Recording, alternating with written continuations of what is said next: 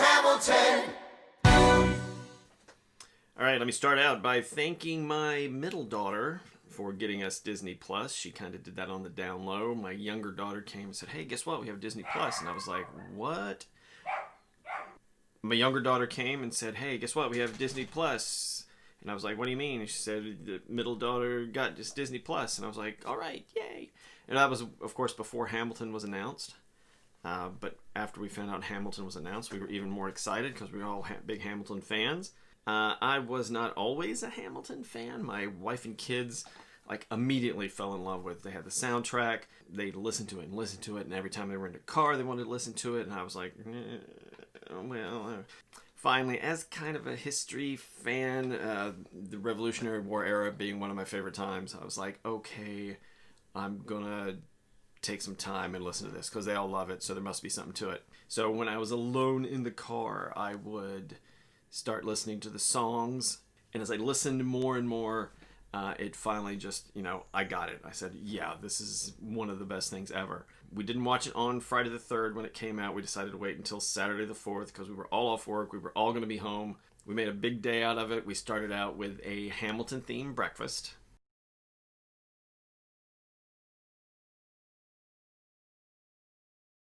And then we did a viewing during the day, and we kind of took, when we hit the intermission point, we took kind of an extended intermission to do some other stuff around the house that we needed to do for about half an hour. And then we sat back down and finished watching, and then we had a Hamilton-themed dinner.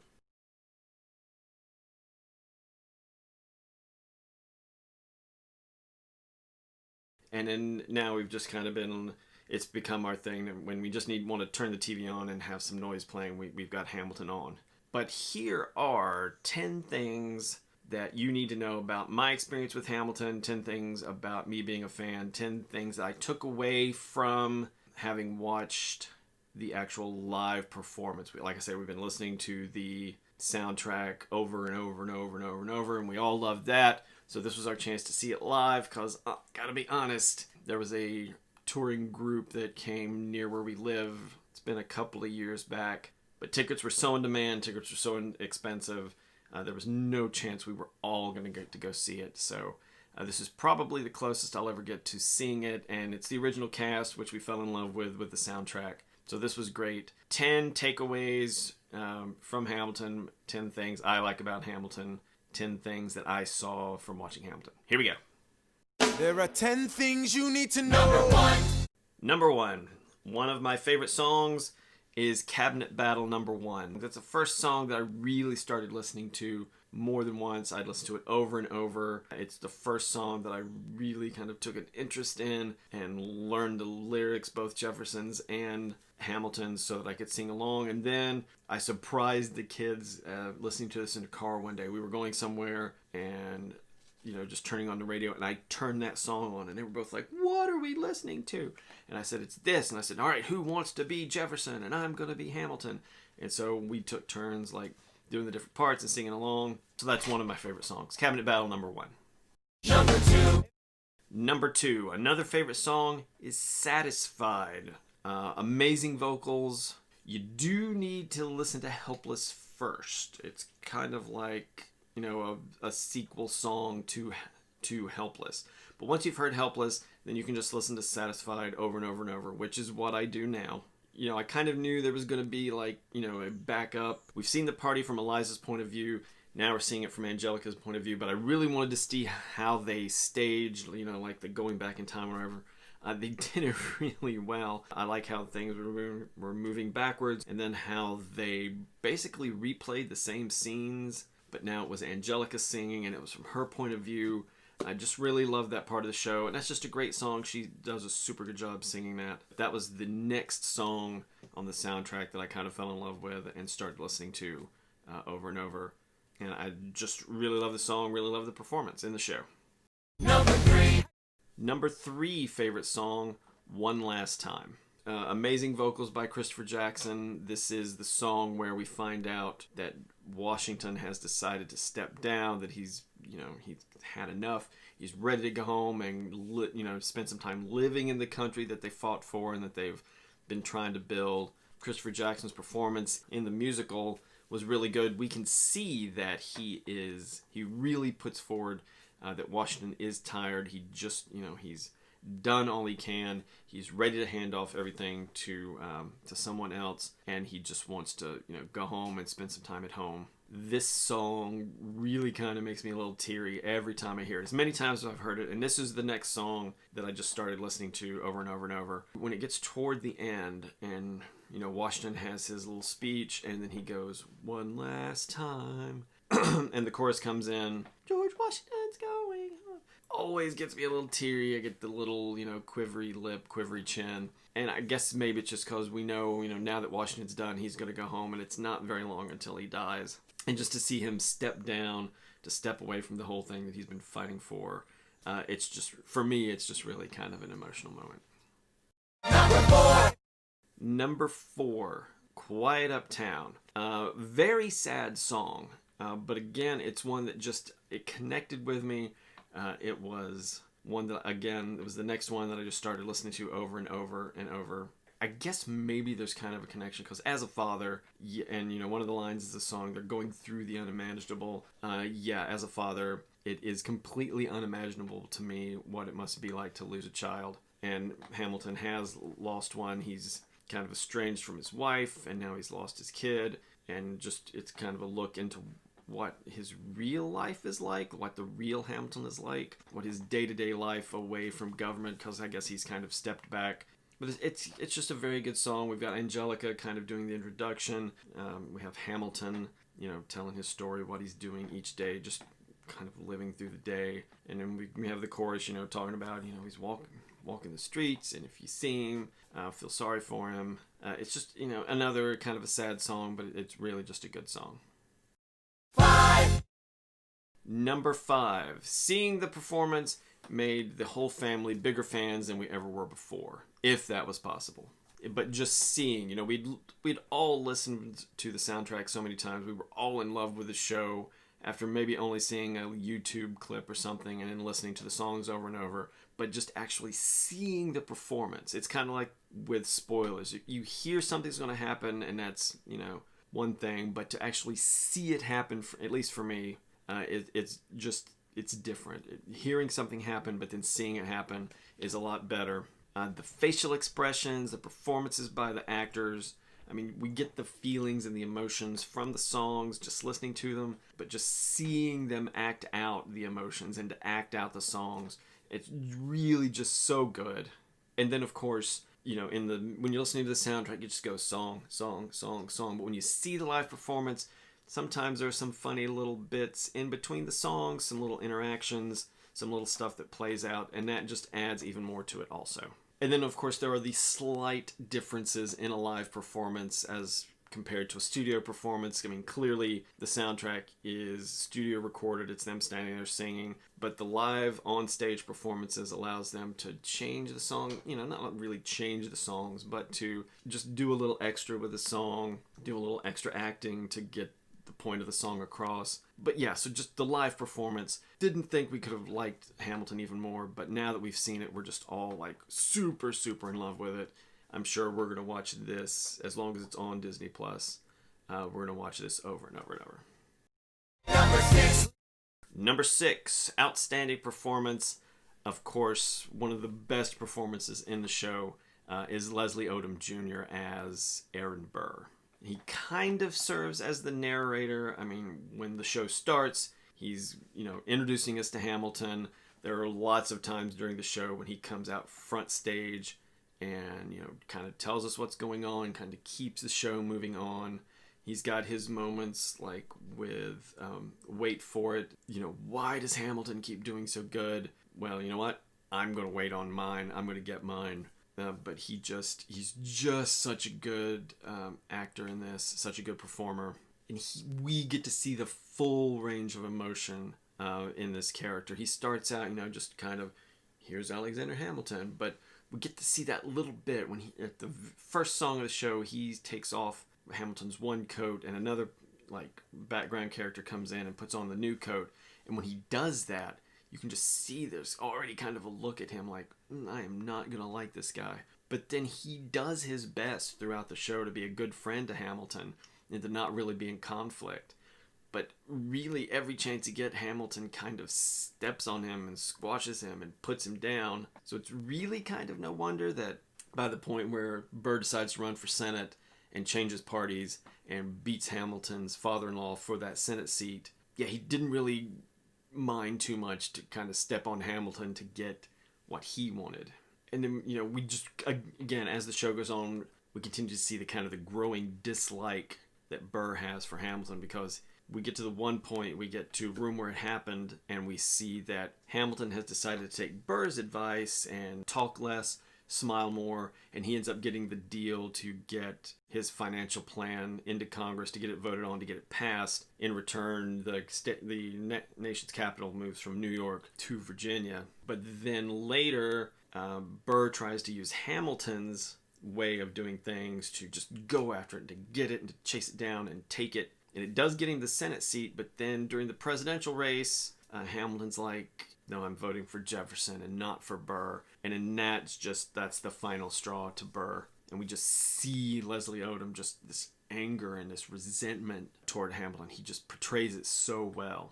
But then as they're approaching the end and they're having the duel, we then kind of see the remorse in Burr for having shot Hamilton. And he even proclaims, he's like, now I've done this. Now I'm the villain of the story, which, he never wanted to be. But the situation just finally led to, he had had enough. He had to have this fight. And at least in this telling, he kind of seemed like he was scared that Hamilton was definitely going to kill him.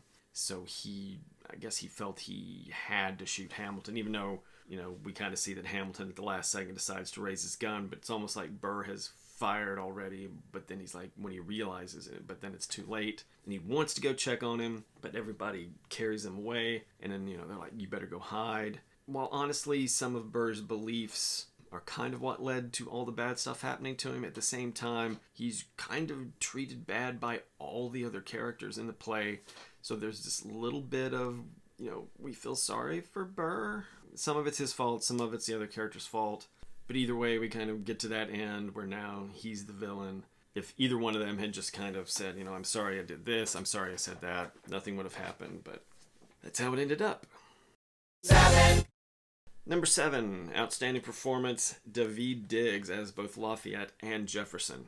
He was a great Lafayette. He was really more like one part of a group when he was Lafayette. He did have some times when he came out by himself and was talking with Hamilton, but for the most part, it was always Hamilton, Lafayette, Hercules Mulligan, John Laurens. So he was really just more of this little group.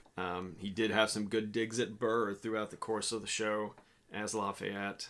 But when he comes out for the second act as Jefferson, he just steals every scene that he's in.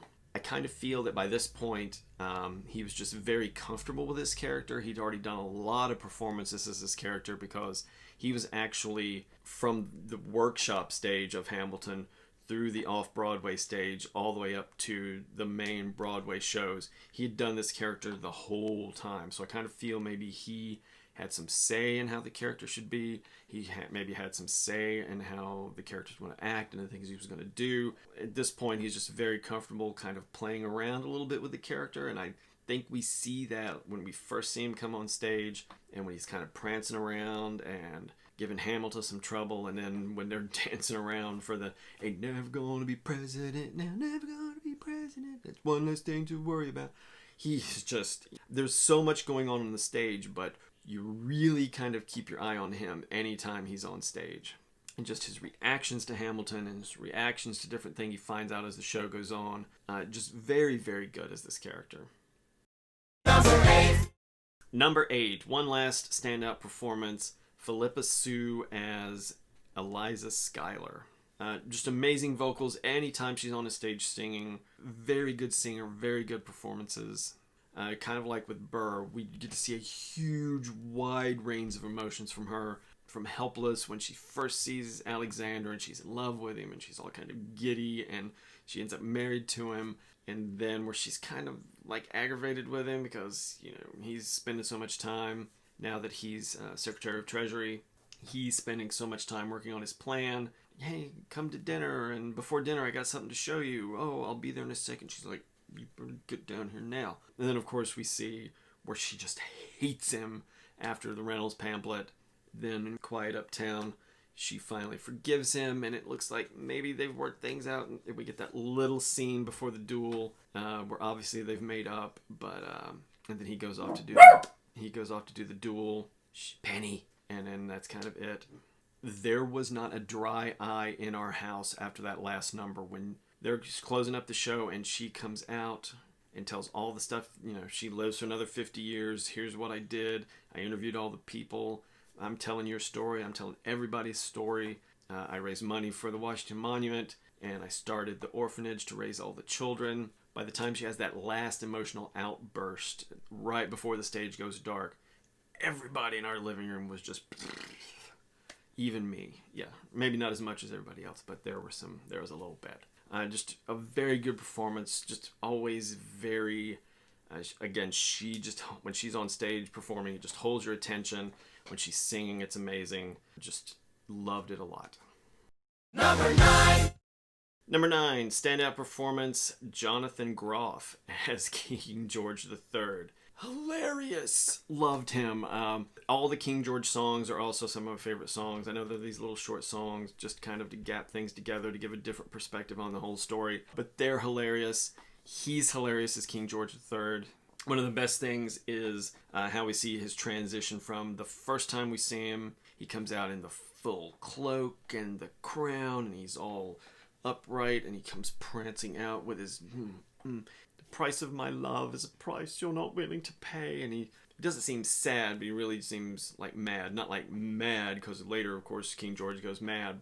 And then by the time I know him, comes out and he's all like and slouched over, and he's dragging his scepter. But he really just is a good kind of a breakup for a lot of the other serious stuff that happens. Just some really good kind of funny comedy sections. But his facial expressions and his body language are like spot on. Because, he is basically standing there singing this song. He's not moving. He's not dancing. You're just looking at his face, and you can see like times when he goes from like this to more like this. Even though I knew it was going to be funny from listening to the songs, actually seeing the performance was just even better. Number 10, Paces Fire! Number 10, surprises from the show. The first thing that I was surprised wasn't a big surprise because I'd heard from the kids that it was a thing. The first thing was the Lawrence letter. It was just a very sad, a very heartbreaking scene, especially the way they did it with the actor who plays Lawrence actually coming out on stage. Eliza giving Hamilton the letter, but he's like, you read it to me. So she reads it, and then he is just destroyed. And then meanwhile, up in the back, we see, obviously, Lafayette's received the same letter. Hercules Mulligan has received a letter, and they're all, just devastated by the news. Poor Hamilton, though, he's so busy, he's just like, I gotta go on. So Eliza's like, are you okay? And he's like, I'm fine, and it's right back to work. And then to make it even more sad, as the show goes on, you realize the same actor plays both Lawrence and his son Philip. So Hamilton, in some ways, loses this person twice. Because he loses Lawrence because he's off fighting and he gets killed. Even though the war's over, there's one more battle and he gets killed. And then he plays Philip, his son, and then, of course, later on there's the duel and Philip dies. But again, just a very sad moment. Second surprising moment was George III staying on stage after I Know Him. The first two songs, he comes out, he sings, and then he kind of makes his way slowly off stage. For this song, by the end of it, there's a stool over at the edge of the stage. He gets done, and then he goes and sits down and has a seat. Like, I'm going to watch and see what happens, because John Adams is president. They're going to tear this dude apart, and I want to sit here and watch that happen. And then he sits there for the next couple of songs, and then when we get to Ain't Never Gonna Be President Now, he comes out and joins it, and he's throwing pamphlets, and he's in Hamilton's face a little bit, and then after that, he leaves. But that was a surprise, but I liked the way they did it. It was funny, and as pretty much everything with George III was, but just loved it. All right, so there you go. 10 things that I kind of took away from having actually seen the production of Hamilton. Now that I've seen it, and the family, we're just in love with it more than we ever were. We're going to watch this thing over and over and over. I was kind of looking forward to seeing it in a theater setting, on the big screen with the music booming, and maybe, hopefully one day, that'll happen. But I'm just glad for now that I've got to see it on Disney Plus. So thank you, Disney Plus. And as always, if you like what you see, please click subscribe. It's here, it's there, it's all over the place. If you like what you see, click like and click share. Tell all your friends about me. To make sure that you see the next time I post a video, go ahead and click that bell icon. It only takes a second. I think there's one across the top here somewhere. What did you think of Hamilton? Have you always been a fan from the beginning? Did you like the soundtrack first and now you're glad you got to see the show? What are the parts you like? What are some parts you didn't like? If there were parts you didn't like, who was your favorite character? What's your favorite song? Put all that stuff in the comments and I will get back to you as soon as I can. And as always, this has been Nerd Dad 5000. I will see you later.